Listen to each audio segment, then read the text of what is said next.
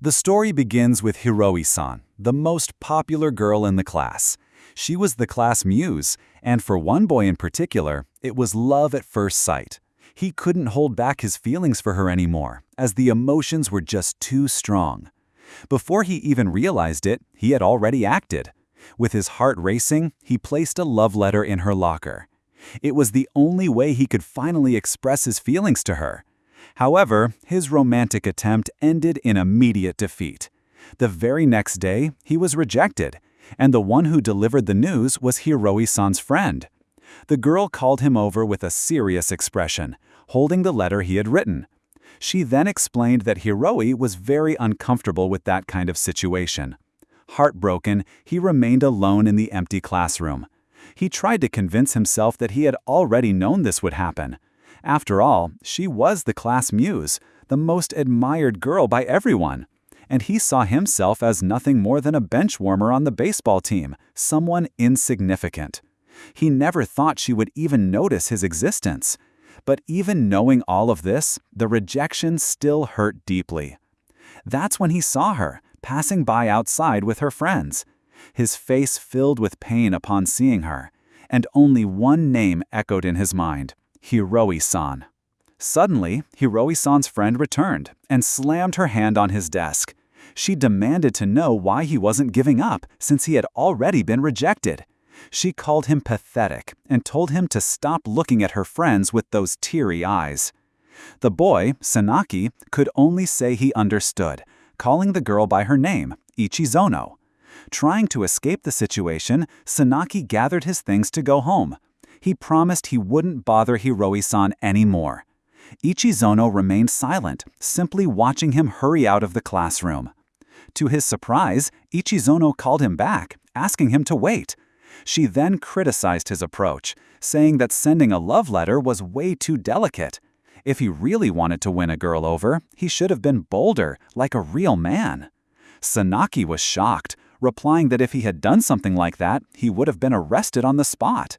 He tried to defend his actions, explaining how much effort he had put into writing that letter.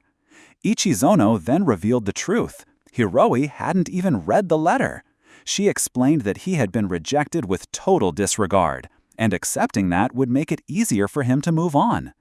She then started listing absolutely everything she thought was wrong with him. His hair, his clothes, even his height were harshly criticized. She complained about how he always told the same stories, his low grades, and his messy desk. His loud voice when talking to friends, the way he acted around girls, and even how he held his chopsticks were pointed out as flaws.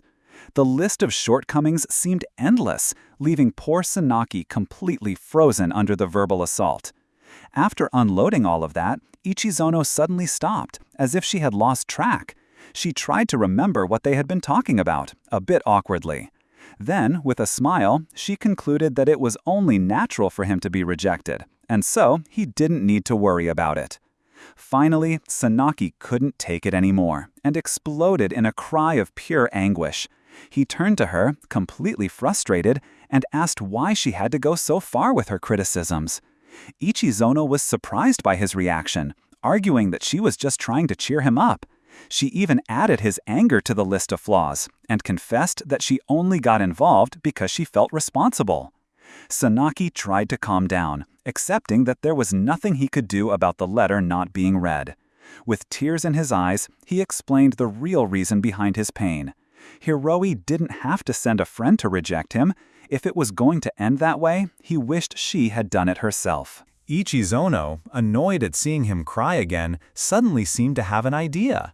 She said that if he was that frustrated, then he should surpass Hiroi herself. Pointing at him with conviction, she shouted that he needed to make Hiroi regret rejecting him. The goal was to make her think she should have accepted that love letter. But Tsunaki still looked lost, wondering how he was supposed to do something like that. That's when Ichizono offered a solution, since he was part of the baseball team. Hiroi liked athletes, so he should work hard to show his cool side during the games. Tsunaki tried to make excuses, saying he was just a bench warmer and that it felt strange to put in so much effort just for revenge. She cut him off, yelling that she didn't care, and that if he kept thinking like that, he'd stay that way for the rest of his life. She then admitted that Hiroi had, in fact, been insincere with him, but as she walked away, she delivered the final blow, saying that someone as spineless as him wasn't even worth rejecting properly. Her words hit him hard. That was the moment he realized just how pathetic he had been acting. From that day on, something completely changed inside Tsunaki. He began training for baseball with a level of determination and fury no one had ever seen before. His teammates were stunned by the transformation. They wondered why this boy, who used to be so bad, was suddenly putting in so much effort. Watching the fire in his eyes, one teammate made a spot-on guess. It was almost like Tsunaki had someone he desperately needed to take revenge on. Tsunaki's dedication was so intense that he destroyed all the extra balls during practice. The coach finally noticed the boy who was always working hard. He didn't even stop in the rain, running tirelessly and showing incredible grit. His teammates admired him, even though they weren't sure how long he could keep up that insane pace. But the effort was paying off. He began delivering amazing performances in games. His teammates now saw him as a valuable player and even joked that he was following their advice. And without anyone knowing, he had a secret spectator. Hidden behind the fence, Ichizono watched his growth closely. Then came the big moment, the day of the important game. Tsunaki took his position and, with all his strength, made a perfect hit. The crowd erupted in celebration. In the stands, Hiroi cheered with excitement, completely impressed by his play. Beside her, Ichizono watched in shock, unable to believe what she was seeing. His hit was so good it secured the team's victory. His teammates welcomed him like a hero, congratulating him for the game-winning play.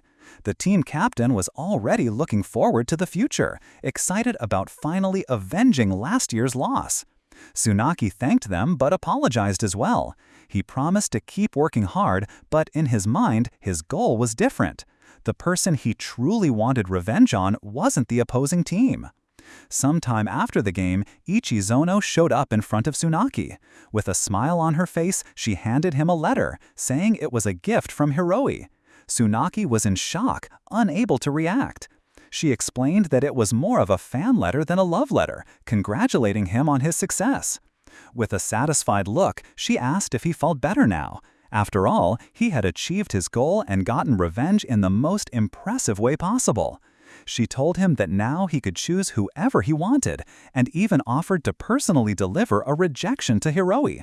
Tsunaki, on the other hand, looked flustered and tried to explain that fame wasn't the reason he had worked so hard. Ichizono laughed at his response, insisting that she couldn't fool her. She confidently said she knew the truth all along. His true motivation was to get revenge on Hiroi.